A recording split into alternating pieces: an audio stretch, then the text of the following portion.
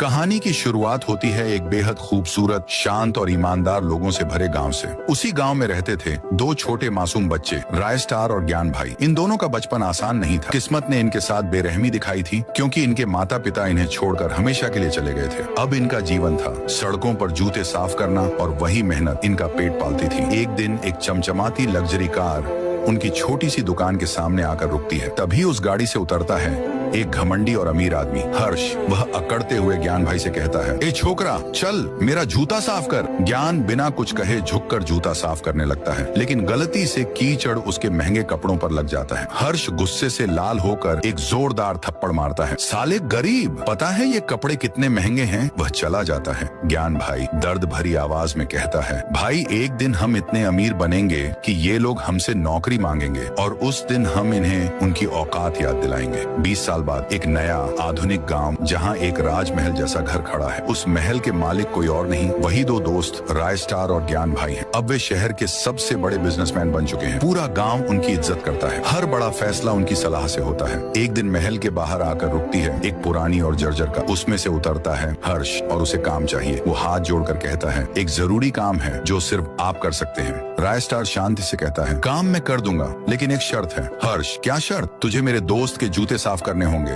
पागल हो क्या? मैं? राय स्टार, तो फिर मेरा काम भी भूल जा। मजबूरी में हर्ष झुककर ज्ञान भाई के जूते साफ करता है। तभी ज्ञान भाई एक चम्मच उठाते हैं और उसकी गर्दन पर हल्का छांटा मारते हुए कहते हैं, साले गरीब, तुझे पता है ये जूते कितने महंगे हैं? हर्ष का चेहरा जलता लाल हो जाता है। वो गुस्से में कहता है, तुमने मेरी बेइज्जती की है, इसका बदला मैं जरूर लूंगा। ज्ञान भाई बाजार जा रहे होते हैं। तभी एक लड़की रोज सड़क पर गिरी हुई मिलती है। ज्ञान भाई उसे उठाते हैं। तुम ठीक हो? चलो मैं घर छोड़ देता हूँ। रोज बाइक पर बैठती है और उसे एक सुनसान फैक्ट्री की ओर ले जाती है। जैसे ही वे वहाँ पहुँचते हैं, सामने खड़ा मिलता है हर्ष। तो आ ही गया तू, तेरा ही इंतजार था। हर्ष हंसता हुआ कहता है, अब अपने दोस्त को भी बुला ले। ज्ञान भाई घबराकर फोन करता है, भाई मैं फंस गया हूँ, जल्दी आ। राय स्टार बिना एक पल गंवाए अपनी बाइक लेकर निकलता है। जब वह फैक्ट्री पहुँचता है तो देखता है कि ज्ञान भाई एक पिंजरे में कैद है और हर्ष अपने गुंडों के साथ तैयार खड़ा है। हर्ष, अब तुम दोनों से एक साथ बदला लूंगा। राय स्टार, उसे छोड़ दे, नहीं तो तूफान बनकर टूट पड़ूंगा। हर्ष, आज देखेंगे कौन किसे मारता है। और फिर शुरू होती है एक जबरदस्त लड़ाई। धुआं, लाल